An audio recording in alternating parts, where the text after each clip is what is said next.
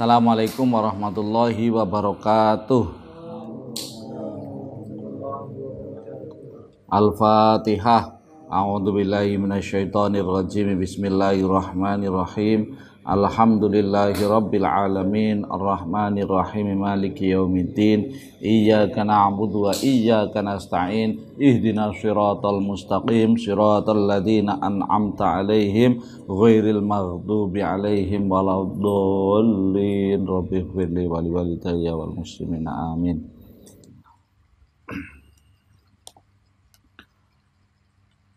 Kemarin kita membahas tentang apa itu akidah Islamiyah.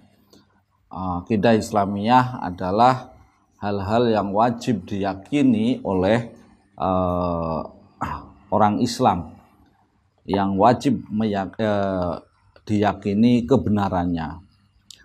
Rukun akidah Islamiyah ada 6, yaitu iman kepada Allah, iman kepada malaikat, iman kepada kitab-kitab Allah, iman kepada rasul-rasul Allah, iman kepada hari akhir, dan iman kepada qadar.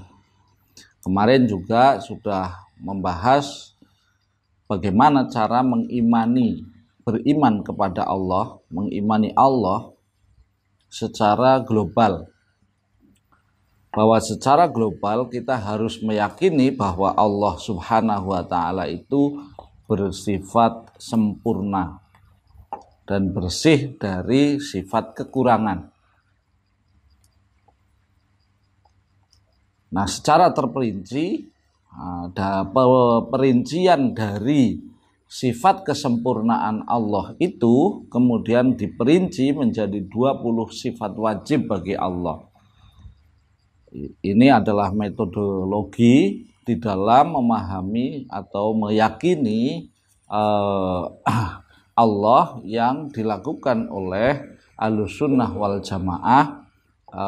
Dalam hal ini ulamanya adalah Abu Hasan al-Asy'ari dan Abu Mansur al-Maturidi. Cara ini telah terbukti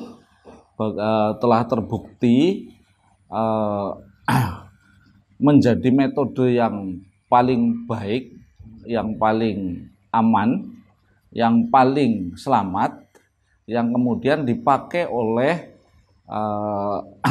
kebanyakan orang-orang Islam seluruh dunia. Kalau kita lihat sekarang, misalnya yang tidak menggunakan mazhab Asy'ari Maturidi cuma Arab Saudi dan Iran. Iran dengan paham Syiahnya, Arab Saudi dengan Wahabinya. Tetapi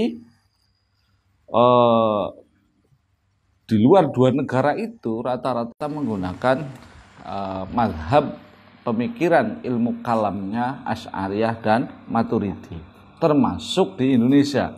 Makanya dari kecil kita sudah diajari sifat 20. Allah wujud, Fatul hawadisi, qiyamu bi nafsihi, wahdaniyat, kudrat, irodat, ilmu, hayat, sama, basor, kalam, qadiron, muridan, aliman, hayan, samian, basiron, mutakaliman. Nah, ini metodologi ini menggunakan sifat 20 ini adalah metode untuk cara beriman kepada Allah yang paling selamat, yang kemudian nanti menjadi keyakinan, menjadi cara berkeyakinannya Ahlussunnah wal Jamaah. Kita lanjutkan. Bismillahirrahmanirrahim. Qala musannif rahimahullah wa nafa'ana bihi wa bi ulumihi fid dharaini amin. Soal kaifal i'tiqadu bil wujudi lillahi ta'ala. Bagaimana al-i'tiqadu, keyakinan, bil wujudi, terhadap sifat wujud lillahi, bagi Allah Subhanahu wa ta'ala. Bagaimana kita meyakini sifat wujud bagi Allah? Jawab, huwa an-na'taqida annallaha ta'ala maujudun, yaitu hendaknya kita meyakini, hendaknya kita meyakini, anallaha, sesungguhnya Allah Ta'ala itu maujudun, ada. Jadi ada dalam pembahasan ilmu kalam ada namanya sifat wajib. Wajib di sini bukan menggunakan terminologi fikih. Kalau menggunakan wajib menurut terminologi fikih, kalau dilakukan mendapatkan pahala, kalau ditinggalkan mendapatkan dosa. Namanya wajib menurut fikih. Kalau menurut kajian ilmu kalam, ahli kalam, yang disebut wajib adalah pasti adanya. Jadi sifat wajib adalah sifat yang pasti adanya pada zatnya Allah Subhanahu wa ta'ala. Nah, yang pertama adalah kita meyakini Allah itu ada. Nah, wa anna wujudahu, dan sesungguhnya adanya Allah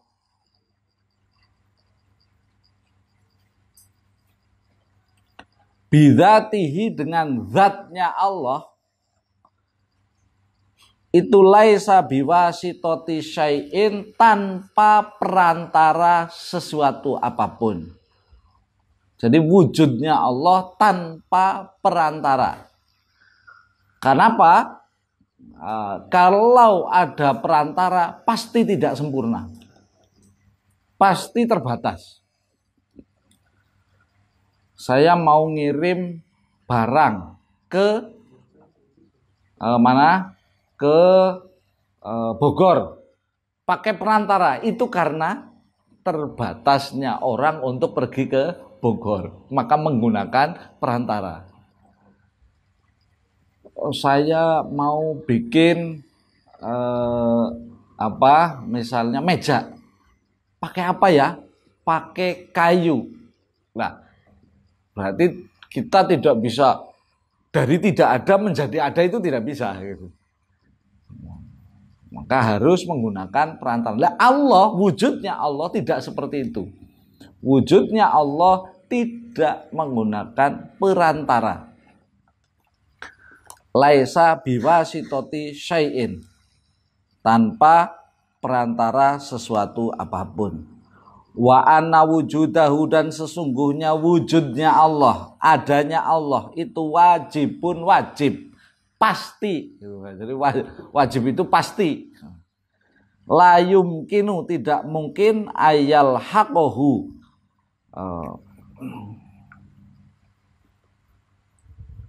ayal haqohu, menimpa atau menyentuh atau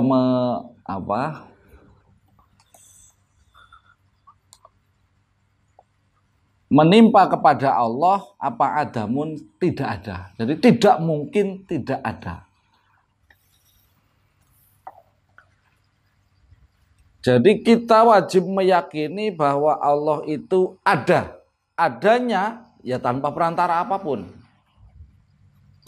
Kalau Anda meyakini bahwa Anda ada, kita itu ada, manusia itu ada, adanya karena ada perantara orang tua. Kalau nggak ada punya orang tua, ada sama nggak?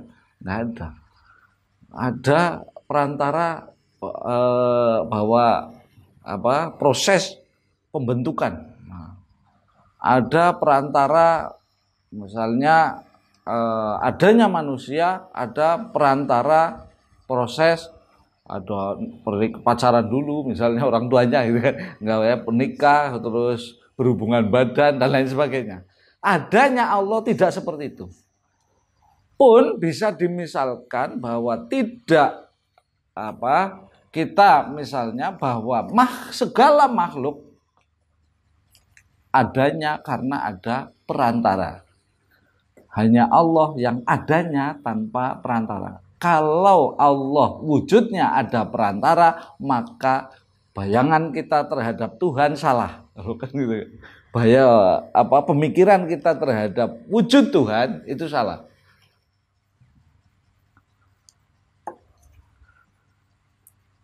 Makanya dalam perdebatannya Nabi Musa kepada ketika menghancurkan perdebatannya siapa? yang Ibrahim ketika menghancurkan berhala, maka perdebatannya adalah perdebatan bentuk ketuhanan yang dipahami oleh Raja Namrud dan umatnya yang meyakini bahwa berhala itu sebagai Tuhan. Tuhan kok nggak bisa ngomong? Lah kan akhirnya seperti itu. Tuhan kok adanya karena dibuat. Nah, sehingga dalam meyakini adanya Allah, yang pertama dalam meyakini sifat wujudnya Allah tanpa perantara apapun dan tidak mungkin tidak ada. Masa kita nyembah sesuatu yang nggak ada? Masa kita kan pasti harus ada, pasti adanya, tidak mungkin tidak ada. Soal kaifal i'tiqadu bil qidami lillahi ta'ala subhanahu wa ta'ala. Kaifa itu bagaimana? Al i'tiqadu keyakinan bil qidami dengan sifat dahulunya lillahi subhanahu wa ta'ala, bagi Allah subhanahu wa ta'ala. Nah, yang sifat kedua adalah qidam. Artinya dahulu, tidak berawal. Dahulu itu tidak berawal, bukan ada. Jadi apa ya bahasa Indonesia untuk mengatakan tidak ada awalnya di sini adalah dahulu. Dahulu itu kalau dahulunya Anda itu ada awalnya gitu kan. Misalnya dahulu kala ada seorang hidup, ada awalnya. Ini qidam itu tidak ada awalnya. Jawab huwa, yaitu anak takidah, hendaknya kita meyakini anallaha, sesungguhnya Allah itu qadimun, dahulu. Nakni, yaitu anahu, sesungguhnya Allah itu maujudun, ada qabla kulli syai'in, sebelum segala sesuatu. Segala sesuatu itu apa? Ya segala sesuatu. Wa anahu, dan sesungguhnya Allah itu lam yakun, tidak ada, itu makduman, tidak ada. Jadi tidak mungkin tidak ada. Fi waktin minal awqat, dari waktu ke waktu. Jadi sebelum waktu diciptakan Allah ada. Sebelum tempat diciptakan Allah ada. Jadi sebelum segala sesuatu, baik itu zaman, tempat. Nah, kalau ada, kira-kira manusia diciptakan sesudah bumi atau sebelum bumi? Sesudah bumi, ya kan? Bumi diciptakan dulu, baru manusia. Loh, masa iya? Karena ketika mau menciptakan Nabi Adam, Allah sudah berembuk dengan malaikat, ini ja'ilun fil ardi khalifah. Sesungguhnya menciptakan bumi, sudah menciptakan. Allah berfirman seperti itu. Belum. Sudah gitu kan. Makanya bumi dulu diciptakan, baru manusia. Nah, Allah tidak seperti itu. Kopi, gelasnya dulu apa kopinya dulu? Gelasnya dulu, baru ada kopinya. Apa mau kopinya dulu? Ya pakai plastik, tempatnya bukan gelas, jadi ada plastiknya gitu kan. Jadi tepat sebelum adanya ciptaan yang lain, Allah sudah ada. Dan tidak mungkin tidak ada. Laisa lahu awalun, tidak ada awalnya. Kalau ada awal namanya ada batas. Nah, ini tidak ada batasan. Nah, kalau sampai kita meyakini ada batasan, maka keyakinan kita menyamakan Allah dengan makhluk. Karena semua makhluk pasti ada batasannya. Allah ngomong kekal, kekalnya manusia dengan kekalnya manusia itu karena ada perantara. Anda harus mati masuk alam kubur, malam alam kubur terus nanti nunggu antrian hari kiamat kan, nunggu kan bareng-bareng itu kan. Nunggu hari kiamat bareng kumpul, habis itu dengan segala prosesnya masuk surga atau neraka, sudah itu kan, mentok di situ. Kholidina fiha, selama-lamanya. Tapi kekalnya manusia karena Allah yang membuat kekal. Allah tidak ada kekalnya, tidak menggunakan perantara. Jadi kita harus menafikan dalam diri kita bahwa Allah ada batasnya. Allah tidak terbatas. Laisal awal. Wa anna wujudahu laisalahu awalun, bahwa wujudnya Allah tidak ada awalnya. Menjelaskan ini memang agak kelihatannya jelimet ya. Tapi hanya ingin mengatakan bahwa Allah tidak sama dengan makhluk. Kalau makhluk ada awalnya, Allah tidak begitu. Kalau waktu itu ada awalnya, maka Allah itu tidak seperti itu. Kalau handphone ini ada masa berlakunya, Allah tidak ada masa berlakunya. Kalau kitab ini dibuat tahun berapa, maka Allah tidak ada tahunnya. Tidak seperti itu. Laisalahu awal. Kalau kita menetapkan bahwa mulai adanya Tuhan kapan, ya tidak bisa, karena ketika kita menetapkan adanya awal, maka menghilangkan atau menafikan sifat kesempurnaan Allah. Maha sempurna. Sempurnanya adalah tidak sama dengan makhluk apapun. Makhluk itu apapun. Ya meja, ya manusia, ya bumi, ya apapun itu makhluk. Maka Allah tidak seperti itu. Ya jin, ya setan, ya macam-macam. Semua makhluk tidak sama dengan Tuhan. Nah, memahami tidak sama, lah ini penjelasannya. Memahami tidak sama, yang pertama adalah tidak berawal. Karena semuanya ada awalnya. Makhluk itu ada awalnya. Maka Tuhan tidak seperti makhluk. Soal kaifal i'tiqadu bil baqa'i lillahi subhanahu wa ta'ala. Kaifa itu bagaimana al-i'tiqadu, keyakinan bil baqa'i dengan sifat kekal. Lillahi bagi Allah subhanahu wa ta'ala. Allah bersifat kekal.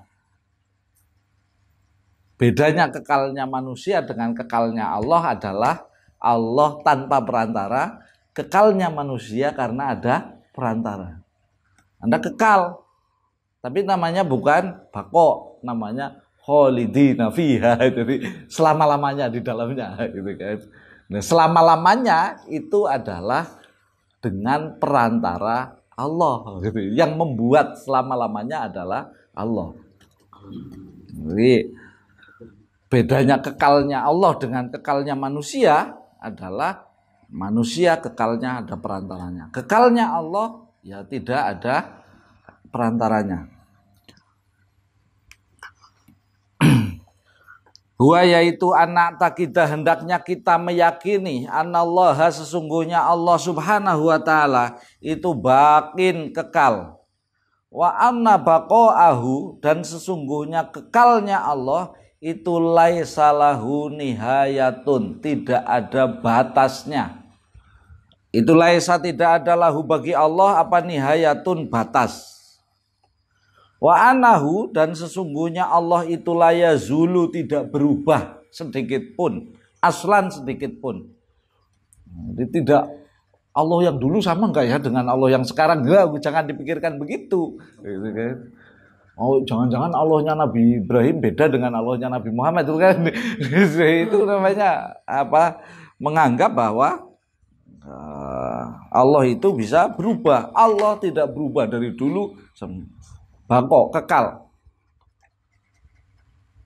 yang berubah itu adalah nanti adalah konstruk pikiran manusianya dalam cara meyakini Tuhannya, menggambarkan Tuhannya beda-beda.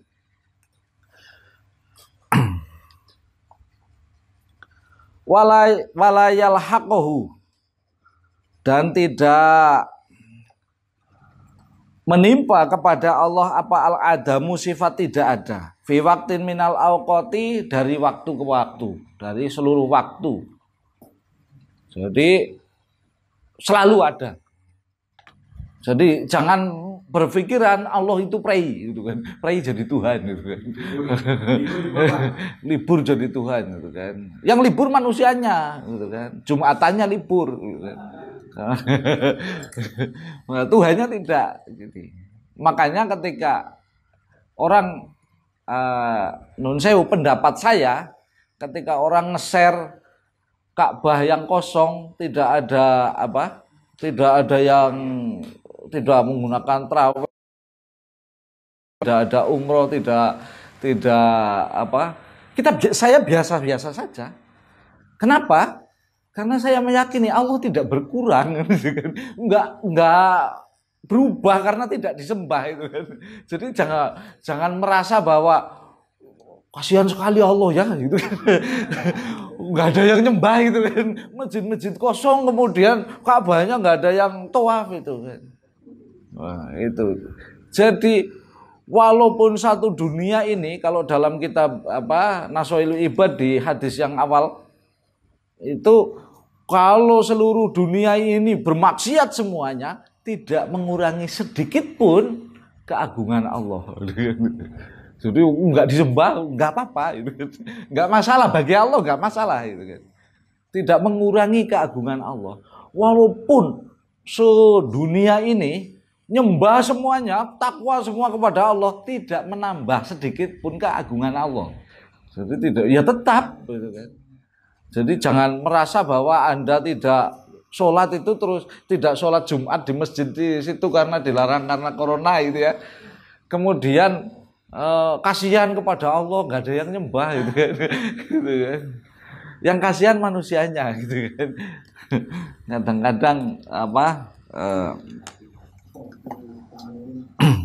jadi kita jangan berpikir kemudian bahwa Allah itu berubah.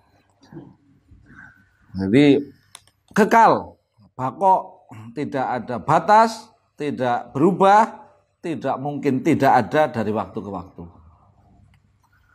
Soal kaifal i'tiqadu bi mukhalafatihi ta'ala lil hawadis. Kaifa itu bagaimana al-i'tiqadu, keyakinan, bi mukhalafatihi dengan berbedanya Allah Ta'ala lil hawadisi terhadap makhluk. Jadi Allah berbeda dengan makhluk. Bagaimana kita meyakininya? Ail makhlukati artinya makhluk. Hawadis itu makhluk. Sesuatu yang baru, hawadis. Jawab huwa anak takidah, yaitu hendaknya kita anallaha, meyakini anallaha, sesungguhnya Allah Ta'ala itu la yusabihuhu syai'un. Sesungguhnya Allah Ta'ala itulah yusabihuhu, tidak ada yang menyerupai apa syai'un, sesuatu. Jadi tidak menyerupai apapun. Jadi kalau Anda sholat merem, itu biar apa? Itu diam merem, itu kita membayangkan apa? Gitu. Gimana? Oh. Membayangkan Tuhan itu hitam besar gitu kan, itu salah gitu. Yang disebut khusyuk adalah menyadari bahwa Anda sedang sholat, sehingga antara perbuatan dengan ucapan Anda sadar, namanya khusyuk. Kadang-kadang tangannya Allahu Akbar, pikirannya nggak tahu kemana-mana gitu kan. Kan aneh gitu kan. Sebenarnya ini Kalau kita di dalam sholat disuruh khusyuk, susah. Tapi kalau main game disuruh tidak khusyuk, tidak bisa. Diam apa? Saya lagi, wah kan gitu kan. Kenapa ditinggal sedikit? Wah, apa? Ditinggal sedikit, langsung bisa cacingnya nabrak. Minggir apa? Itu bedanya ya. Jadi khusus untuk sholat disuruh khusyuk susah. Tapi kalau main game disuruh tidak khusyuk, susah itu. Nyambi sambil mikir apa gitu ya, susah itu kan. Bisa nggak Anda nulis tapi tidak, pikiran Anda tidak boleh ikut nulis? Kan susah ya. Nah, tapi dalam kasus sholat Anda bisa mulut mengucapkan Allahu Akbar, pikiran bisa kemana-mana itu kan. Yang tadi pulpennya hilang, yang tadi diingat semua itu. Tapi mulut mengucapkan Allahu Akbar, lupa gitu kan. Nah, khusyuk itu seperti itu, bukan membayangkan wujudnya Allah kayak apa, merem gitu kan. Itu merem, tapi menyadari. Al khusyuk itu hudurul qalbi, hadirnya hati terhadap apa yang dilakukan. Anda menyadari lagi sholat, Allahu Akbar. Nah, dalam hati Anda kemudian mengucapkan Maha Besar. Lah, ada rasa di situ. Allah Maha Besar. Kan itu. Alhamdulillah, segala puji bagi Allah. Ikut hatinya terus. Jadi walaupun ada orang lewat di depannya, nggak terasa. Kayak orang main game gitu kan. Khusus sekali ada orang lewat. Nggak.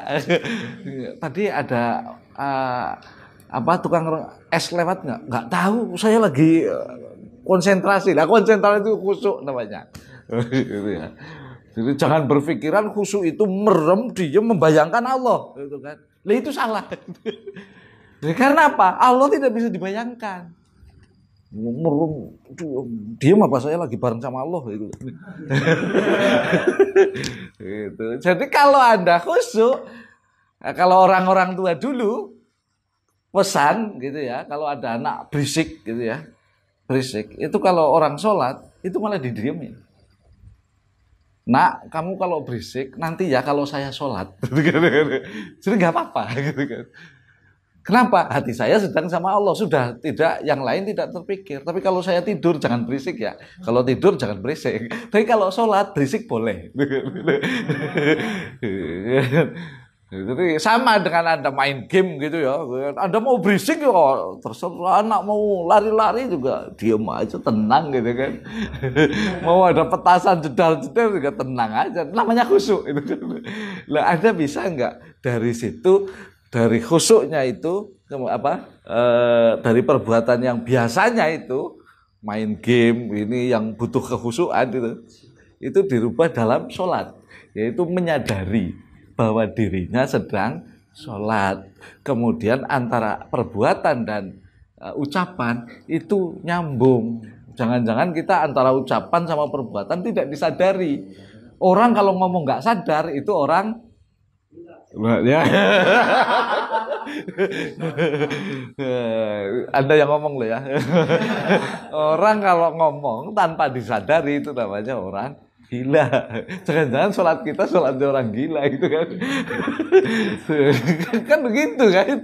Ngomong nggak sadar kok. Orang mabok itu. Ngomong nggak sadar gitu kan. Anda baca Allahu Akbar biasa saja, nggak ada ini. Ya, sama dengan orang Jumatan itu kan. Orang Jumatan itu kan Anda dengerin khotbah nggak? Enggak kan ya? Biasa saja gitu kan. Dengerin, kalau Jumatan itu latihan diomelin istri gitu kan. Untuk khotbah aja nggak saya dengerin, apalagi diomelin istri. Ini diomelin sudah empat kali Jumatan nggak dengerin khotbah, jadi diomelin istri agak terasa. Karena nggak latihan nggak dengerin khotbah itu kan. Guyonannya begitu kan. Guyonannya khotbah aja nggak saya dengerin gitu kan. Karena rata-rata begitu, malah pulang Jumatan tanya mimpinya apa tadi. Jadi bahwa khusyuk itu bukan membayangkan Tuhan, bukan membayangkan Allah. Jangan coba-coba karena membayangkan Allah. Jadi bayangkan Allah itu karena apa? Laisa kamitslihi syai'un, mukhalafatul lil hawadisi, berbeda dengan makhluk. Terus apa yang Anda bayangkan? Bersitan Anda, hasil dari Anda merenung itu adalah atau merem itu yang terbersit adalah makhluk, bukan Tuhan yang kemudian Anda ciptakan di dalam pikiran Anda, gitu kan? Karena misalnya gini, karena kita hidup di dunia laki-laki, maka kita membayangkan Tuhan kalau agak nakal sedikit, anak kecil itu, kira-kira kalau Anda diminta merem, membayangkan Tuhan, laki-laki apa perempuan? Allah itu laki-laki apa perempuan? Bayangan Anda laki-laki. Iya kan? Kenapa? Karena maha perkasa, maha kan? Perkasa itu laki-laki apa perempuan? Penguasa, maha berkehendak, sangat laki-laki sekali. Itu konstruk pikiran karena Anda hidup di dunia laki-laki. Ini salah. Tidak membawa, jangan bayangan Tuhan itu. Karena pikiran kita dikonstruk bukan untuk memikirkan Tuhan, tapi kita diciptakan, menciptakan pikiran kita sendiri, alam pikiran kita sendiri. Makanya jangan sekali-kali Anda mengatakan nanti membayangkan Tuhan laki-laki, sangat laki-laki. Nah, kita hidup di dunia laki-laki, maha perkasa, maha berkuasa, maha mengetahui, maha memaksa, sangat berkehendak, sangat laki-laki sekali. Karena kehendak di dunia laki-laki, kan gitu kan? Karena hidupnya di dunia laki-laki. Nah, ini adalah konstruk pikiran bahwa Allah tidak laki-laki, tidak perempuan, kan begitu kan? Tidak berkelamin. Nah terus, makanya pikiran kita kemudian membentuk Anda hidup di dunia apa, gitu kan? Tapi jangan Anda ciptakan Tuhan sendiri. Nah dengan ngaji kitab ini maka kita terhindar dari mikirkan itu, sholat merem tadi, gitu kan? Bayangkan ketemu Allah, gitu kan? Jadi membayangkan wujudnya Allah tidak boleh, karena tidak mungkin kemudian sampai kepada yang difikirkan. Kita harus berpikir bahwa Allah itu mukhalafatu lil hawadis, berbeda dengan makhluk. Bagaimana meyakini bahwa Allah berbeda dengan makhluk? Yaitu ahwa anak takida, hendaknya kita meyakini anna zatallahi subhanahu wa ta'ala, bahwa zatnya Allah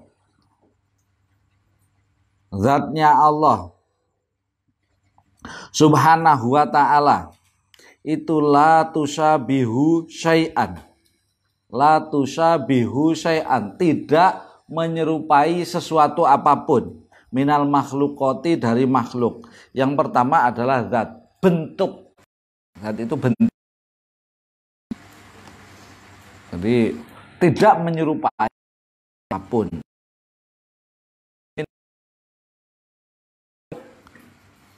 Fa kullu ma tarohu, maka setiap apa yang Anda lihat, au yahturu bibalika, atau terbersit di dalam hatimu, dalam pikiranmu, fallahu laisa kamislihi syai'un, maka Allah tidak serupa dengan apapun. Nah, jadi yang terbersit itu bukan, gitu kan.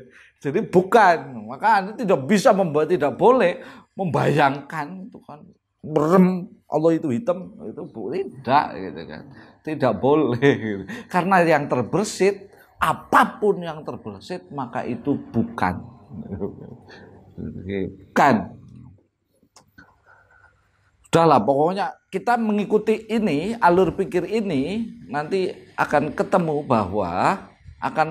bahwa ini menafikan sifat-sifat sifat-sifat makhluk, menafikan sifat-sifat makhluk untuk ditetapkan kepada Allah. Jadi dengan kita mukhalafatul lil hawadisi, maka mukhalafatul lil hawadisi, Allah berbeda dengan makhluk, maka ini akan menafikan kita untuk mensifati Allah sama dengan makhluk.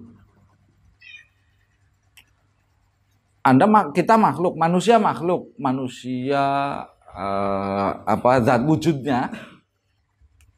Zat yang pertama adalah bahwa zatnya, wujudnya Allah tidak menyerupai makhluk.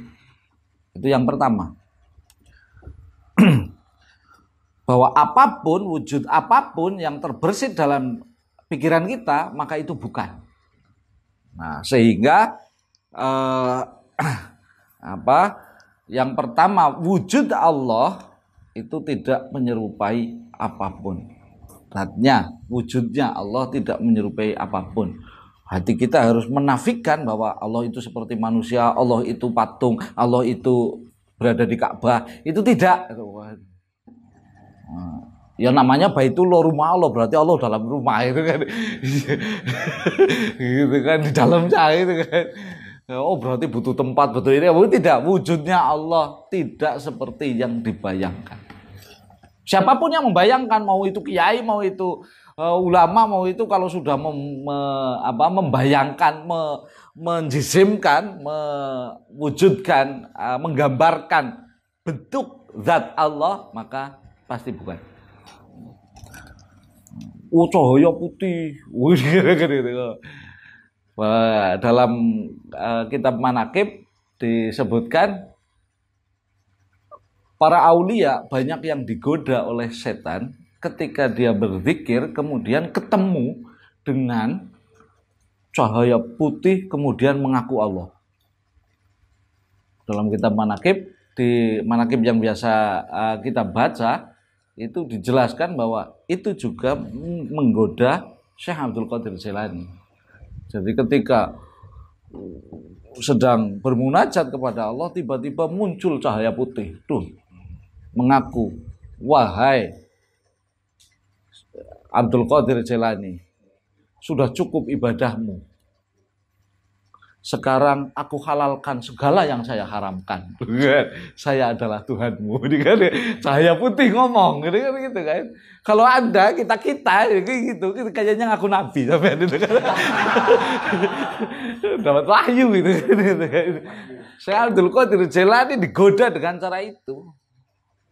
Kanjeng Syekh dengan cara berpikirnya adalah kemudian langsung mengatakan a'udzubillahi minasyaitonirrajim, ihsa ya la'in, gitu kan.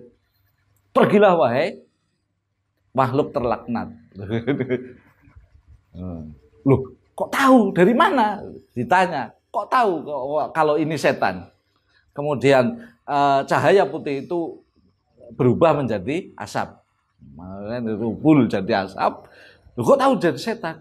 Karena tidak mungkin Allah mengharamkan sesuatu yang sudah menghalalkan sesuatu yang sudah diharamkan menggunakan logika. Menggunakan cara, nggak mungkin Allah membolehkan syariat melanggar syariatnya gitu kan. Pasti ini setan gitu kan. Dan setan itu mengatakan sudah menyesatkan banyak orang tasawuf dengan cara seperti itu. Jangan-jangan Anda itu kan di kamar lagi wiridan, tiba-tiba ada cahaya putih gitu kan, ngomong, sudah kamu nggak usah sholat aja itu kan. Sudah cukup wiridanmu kebanyakan gitu kan. Itu kan lama-lama aku nabi gitu kan. Lain. Kemudian ngaku Tuhan dengan pikirannya, dengan cara berpikirnya. Saya Abdul Qadir dengan ilmunya, artinya cara berpikirnya gitu kan. Tidak mungkin Allah itu mengharamkan menghalalkan apa yang sudah diharamkan. Maka ini pasti bukan Allah. Langsung pasti setan. Gitu kan. Langsung ihsa ya lain. pergilah wahai makhluk terlaknat. A'udzubillahi minasyaitonir, hilang jadi asap. Nah ini kita harus hati-hati. Jadi apa yang terbersit di dalam hati kita, apa yang terbersit dalam pikiran kita terkait dengan ketuhanan, dengan wujud Tuhan, pasti itu bukan. Jadi jangan coba-coba sholat membayangkan Tuhan, gitu kan? Atau sujud lah mau membayangkan Tuhan, gitu kan? Membayangkan wujud Tuhan. Makanya nanti dalam konsep ihsan, gitu kan? Dalam konsep ihsan adalah Anda merasa Anda merasa melihat Allah. Melihat Allah itu artinya dalam setiap perbuatan kita merasa wah Allah Maha melihat, itu bukan melihat Allah wujudnya Allah itu loh ya. Atau kalau tidak bisa melihat Allah, maka Anda merasa dilihat oleh Allah. Aduh, mau kemana? Dilihat oleh Allah. Dalam kemana? Dilihat oleh Allah. Mau melakukan apa? Dilihat oleh Allah.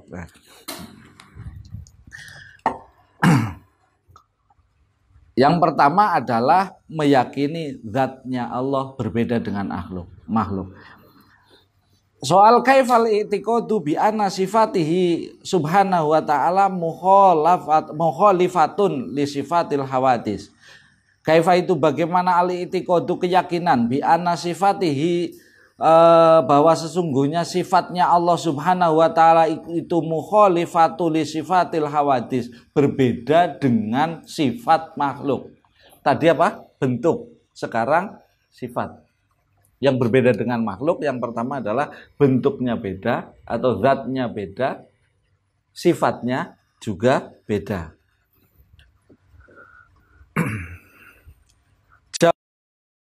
Hendaknya kita meyakini anna ilmallah. Nah, ini bahwa sesungguhnya pengetahuan Allah, maha mengetahuinya Allah, itulah yusabihu, tidak menyerupai ilmana akan pengetahuan kita. Jadi maha mengetahuinya Allah itu tidak sama dengan pengetahuan manusia, pengetahuan kita. Wa anna qudratuhu, dan sesungguhnya sifat berkehendaknya Allah itulah tusabihu, maha kuasanya Allah, berkuasanya Allah itulah tusabihu, tidak menyerupai kudrotana akan kekuasaan kita. Kita kuasa, kamu bisa banting gelas ini dari pecah nggak? Bisa, Pak. Namanya Anda berkuasa, gitu kan? Kuasa, tapi kuasa kita beda dengan kuasanya Allah. Allah berarti kuasanya kayak kita dong, gitu kan? Gimana? Semaunya sendiri. Jadi tidak sama, kita tidak boleh. Oh, berarti Allah mengetahui, belajar kali ya dulu ya. Oh, Allah itu belajar itu kan. Kalau kita itu mengetahui karena kita belajar, membaca, mengetahui karena ada ilmu yang masuk, pengetahuan yang masuk. Oh, kita mengetahui di samping ada orang karena ada bunyi di samping itu kan. Karena ada bunyi kamar mandi ada orangnya, enggak usah diketok, dengerin aja. Kericik. Kerannya ada orangnya, berarti pure itu, ada orangnya. Pengetahuan kita karena ada input yang masuk, yaitu bahwa ilmu, sesuatu yang menandakan bahwa ada orang di dalam kamar mandi itu menjadi ilmu kita, pengetahuan kita. Pengetahuan kita akhirnya terbatas. Pengetahuan Allah tidak menggunakan perantara, tidak terbatas. Kekuasaannya juga tidak sama dengan kekuasaan kita. Kehendaknya, wa anna iradatahu, dan sesungguhnya kehendaknya Allah itulah tusabihu, tidak menyerupai iradatana, kehendak kita. Kalau Anda berkehendak kan yang enak-enakan ya. Bukan gitu kan? Anda itu berkehendak, kita berkehendak, itu kan yang enak-enak gitu. Kalau nggak enak nggak mau gitu. Maunya itu kan kita berkehendak, keinginan kita itu kan karena menguntungkan kita. Allah nggak begitu. Jadi sesuatu yang mudah-mudahan saya pingin mudik ya, kan gitu kan, mudik gitu pikiran gitu kan, kepikiran pengen mudik gitu kan, Pingin puasa tidak merasa lapar itu gimana gitu kan gitu. Pingin keinginan Allah tidak sama dengan keinginan cara berkeinginannya kita, berkehendaknya kita. Wa ana hayatahu, dan sesungguhnya sifat hidupnya Allah itulah tusabihu, tidak menyerupai hayatana akan hidup kita. Wa ana sam'ahu, dan sesungguhnya mendengar, sifat mendengarnya Allah itulah tusabihu la yusabihu, tidak menyerupai sam'ana akan pendengaran kita. Wa ana basarahu, dan sesungguhnya sifat melihatnya Allah itulah yusabihu, tidak menyerupai basarana akan penglihatan kita.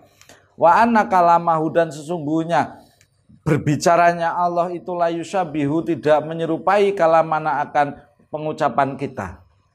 Kalau kita ngomong karena ada lidah, mulut, dan lain-lain gitu kan. Lidah, mulut punya semua itu belum tentu bisa ngomong. Orang bisu, lidahnya ada, mulutnya ada, kenapa nggak bisa ngomong? Kehendaknya ada. Makanya karena melihat, mendengar, dan berbicaranya kita menggunakan perantara. Ada perantaranya sehingga terbatas. Anda kita melihat itu di mana sih? Melihat itu apa sih? Kan bingung juga Anda menjelaskan. Sebenarnya yang disebut melihat itu apa? Karena Anda punya mata. Nggak mesti juga dalam gelap kita punya mata nggak melihat juga. Karena ada cahaya. Karena ada cahaya. Ya kalau nggak punya mata, ada cahaya banyak juga tetap nggak. Kalau merem juga tetap cahayanya nggak masuk. Yang menangkap apa? Mata ada orang matanya kelihatannya normal, tapi nggak nyambung ke otak, nggak melihat juga. Kayak ada orang dicabut giginya terus langsung mengalami kebutaan kan gitu ya. Itu kenapa? Itu yang paling melihat itu di mana? Kan tidak bisa diketahui juga gitu kan. Jadi tidak sama melihatnya kita dengan melihatnya Allah. Kaifal i'tiqadu bi anna af'alahu, bahwa sesungguhnya perbuatannya Allah Subhanahu wa taala itu mukhalifatun, berbeda li af'alil hawadisi, dengan perbuatannya makhluk. Bagaimana kita meyakini? Nah, jadi sifat mukhalafatul hawadisi itu kita meyakininya ada 3 yang harus kita yakini. Yang pertama, zatnya berbeda dengan makhluk, sifatnya berbeda dengan makhluk, perbuatannya berbeda dengan makhluk. Karena di dalam manusia ketika mensifati atau melihat sesuatu bentuk jisim, maka pasti ada zat, ada sifat, ada perbuatan, ada keadaan perbuatannya. Gelas, bentuknya gelas, bahannya kaca, sifatnya warnanya putih, tidak tembus air, sifat-sifatnya. Perbuatannya tidak tembus air, bisa menampung air yang ditampung sekian gitu kan. Bukan tidak sama dengan ember gitu kan. Kan gelas, definisi gelas kan beda dengan definisi ember kan ya. Gitu kan. Maka dalam melihat sesuatu, kita melihat Allah juga zatnya, perbuatannya, sifatnya berbeda dengan makhluk, tidak sama dengan makhluk. Wa anak tak kita, yaitu kita meyakini anak af'alal maula, sesungguhnya perbuatannya Allah Subhanahu wa taala itulah tusabihu, tidak menyerupai af'ala syai'in, perbuatan sesuatu apapun, minal maujudati, dari makhluk yang ada. Li'anal maula, karena sesungguhnya Allah Subhanahu wa taala itu yaf'alu, berbuat al-asya'a, akan sesuatu atau berbuat sesuatu itu bila wasitotin, tanpa perantara, wala alatin, dan tanpa alat. Jadi tidak menggunakan perantara, tidak menggunakan alat. Sementara kita berbuat, Anda ngomong pakai mulut, Anda melihat pakai mata, pakai alat. Melihatnya Allah tidak menggunakan mata, melihatnya Allah tidak menggunakan alat sama sekali. Sehingga berbeda. Innama amruhu idza arada syai'an ayyaqula lahu kun fayakun. Innama amruhu sesungguhnya perintahnya Allah Subhanahu wa taala. Idza arada ketika menghendaki syai'an akan sesuatu ayyaqula lahu maka berkata lahu kepada sesuatu kun fayakun, jadi kun, jadilah. Fayakunu maka jadi tanpa perantara. Anda pengen punya duit, wah harus kerja dulu, gitu kan, dengan perantara. Gitu kan. Anda ingin pinter, ingin punya sifat ilmu, sifat mengetahui, harus baca. Nggak bisa kun fayakun. Ya Allah berikan saya uang, bruk, uang. Nanti itu dibahas lain kali.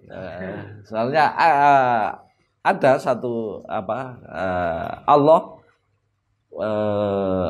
mampu memberikan itu. Anda doa, ya Allah berikan saya uang 1 juta, bruk, gitu kan, 1 juta, gitu kan. Bisa, mungkin nggak? Mungkin. Ada lagi, ya Allah berikan saya uang 1 juta. Wah, doa di masjid khusyuk, keluar tiba-tiba ada orang yang nyari tanah. Anda punya informasi, ada orang mau jual tanah, Anda dapat fee 1 juta. Terus terjadi transaksi, jual beli, Anda dapat fee 1 juta. Itu sama kehendak Allah beda-beda ya kan. Kita manusia inginnya, ya Allah, bro 1 juta. Gitu kan. Tapi Allah kehendaknya berbeda. Nah, nanti itu terkait dengan sifat kudratnya Allah. Nah, sampai sini dalam meyakini Allah itu adalah meyakini bahwa zatnya Allah, wujudnya Allah, sifatnya Allah, perbuatannya Allah itu berbeda dengan makhluk.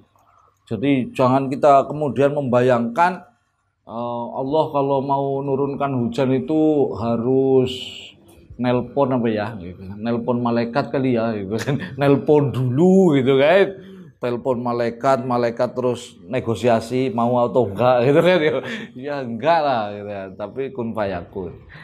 Nah, atau kalau mau menurunkan rezeki kepada satu persatu orang itu gimana caranya itu kan, pikir gitu kan. Nah, itu caranya Allah. Anda akan, kalau Anda berpikir seperti itu, kemudian bahwa perbuatan Allah berbeda dengan perbuatan manusia, makhluk. Anda berbuat karena ada kemauan, ada tujuan. Allah berbuat tidak karena saya mau buat seluruh makhluk itu beriman semua sedunia. Bisa nggak Allah melakukan itu? Bisa, gitu kan? Bisa. Nah, tujuannya buat apa? Ya nggak ada tujuannya, gitu. Mau kena tsunami semuanya, gitu kan? Terus Allah rugi, gitu ya. Tidak. Jadi kita membersihkan. Nanti sifat, kalau kita meyakini, menggambarkan keyakinan itu tidak bisa, maka kita harus menafikan Allah punya sifat seperti makhluk. Pokoknya Allah nggak begitulah, gitu kita. Allah nggak begitu, gitu kan. Allah nggak begitu. Nah, ini yang terkait dengan mukhalafatul lil hawadisi. Kaifal i'tiqadu bi qiyamihi ta'ala bi nafsihi wallahu a'lam bissawab.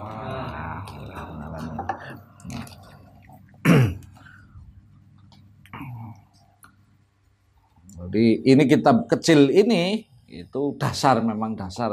Yang sudah dipelajari dari dihafal lah pokoknya, wujud kita mbak dihafal gitu, hafal di luar kepala. Tapi kadang-kadang kita tidak tahu bahwa apa yang kita hafal itu adalah metodologi yang sangat luar biasa yang diberikan oleh ulama kita, yang merupakan ijtihad dari ulama kita, hasil dari memahami Al-Quran dan hadis. Abu Hasan Al-Asy'ari, Abu Mansur Al-Maturidi memahami Al-Quran, hadis, kemudian ini loh cara meyakini Allah sehingga kita tidak terjerumus kepada pemahaman-pemahaman yang salah. Allah punya tangan, Allah punya kaki. Nanti ada penjelasannya. Yadullah fauqa aidihim, tangan Allah di atas tangan-tangan mereka. Dalam nas Al-Quran ada kalimat begitu. Bagaimana kita meyakininya? Oh, nanti kalau menggunakan pikiran kita, Allah punya tangan. Tangan itu berarti ada jarinya. Jari berarti ada kukunya. Itu lama-lama bisa liar. Liar akhirnya terjerumus kepada tajsim. Tajsim itu menyamakan Allah dengan makhluk. Ini yang di dalam akidah Ahlussunnah wal Jamaah ini yang dihindari, karena kalau sudah sampai kepada tajsim, menjisimkan Allah dengan makhluk, maka itu menjadi tersesat. Itu saja pada malam hari ini pembahasannya. Mudah-mudahan kita disehatkan oleh Allah, bisa puasa sampai akhir dan kita mendapatkan berkahnya bulan Ramadan. Al-Fatihah. A'udzubillahi minasyaitonirrajim. Bismillahirrahmanirrahim. Alhamdulillahirrahmanirrahim. Maliki yaumiddin. Iyyaka na'budu wa iyyaka nasta'in. Shiratal ladzina an'amta 'alaihim. Amin. Assalamualaikum warahmatullahi wabarakatuh.